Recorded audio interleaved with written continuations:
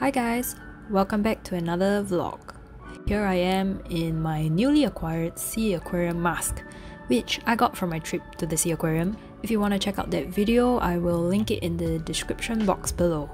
Today I am on my way to VivoCity with Mr. Bao, as we had used our Singapore Rediscover vouchers to book a package deal that included a meal at Arbora.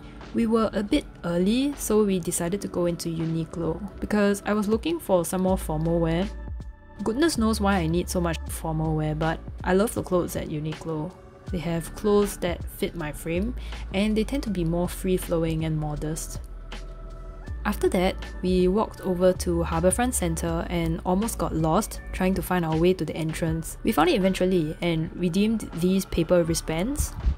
So here we are on the cable car. I never really considered myself afraid of heights. Rather, I consider myself afraid of falling from a great height because I am distrustful of the structural integrity of these suspended boxes. Mr. Bao, on the other hand, is semi-afraid of heights. So when we shot out of the HarbourFront building, it was a bit of a shock for both of us. It was a lot higher than we expected, and considering how we'd spent most of the last year cooped up at home, it was pretty thrilling. The ride itself was slow and serene, though the view going to Mount Faber wasn't very interesting. Once we got to Arbora, we were sat at this table here with a lovely view overlooking HarbourFront. It's an alfresco dining experience, and because of the nice weather and the fans, it was super breezy and comfortable. Our package entitled us to the soup of the day, main course, and a drink. We each had lemon tea and potato soup. For the mains, we chose the oven-roasted mustard chicken and the spaghetti. We also ordered truffle cheese steak fries, which was on their regular menu. Unlike what the name says, there was no meat in the fries dish. Overall though, it was a great meal with a great view. After the meal, we decided to take the cable car all the way into Sentosa and try the cable car line that runs within the island. The view on the way in was much better, though the sky was a bit dark because it was about to rain. The cable car line goes over the harbour that used to host large cruise ships when that was still a thing.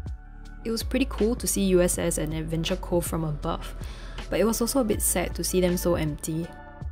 Once we were in Sentosa, we walked around a little to digest our food before heading back to VivoCity to catch Soul. I love animated movies and pretty much any movie from the Disney conglomerate. This was no exception. I was a little unsure when I first saw it, but upon further reflection, I think it does convey an important message. Let me know what you think if you saw the movie too. After the movie, it was time for dinner. We walked round and round VivoCity and eventually settled on Lenu. We each chose a noodle main and had one set which entitled us to a refreshing vinegar drink and braised tofu. It was okay, but I don't think Lenu really suits my tastes. Once our tummies were filled again, we walked into Sentosa to catch Island Lights. Island Lights was a limited time event where we could view light installations and giant inflatable balloons of Sanrio characters on the beach.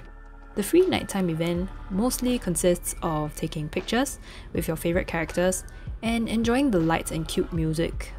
The installations showcased a bit of Sentosa history. There were old photos and a Sanrio version of the monorail, which the island used to have. Here are some of the photos we took there.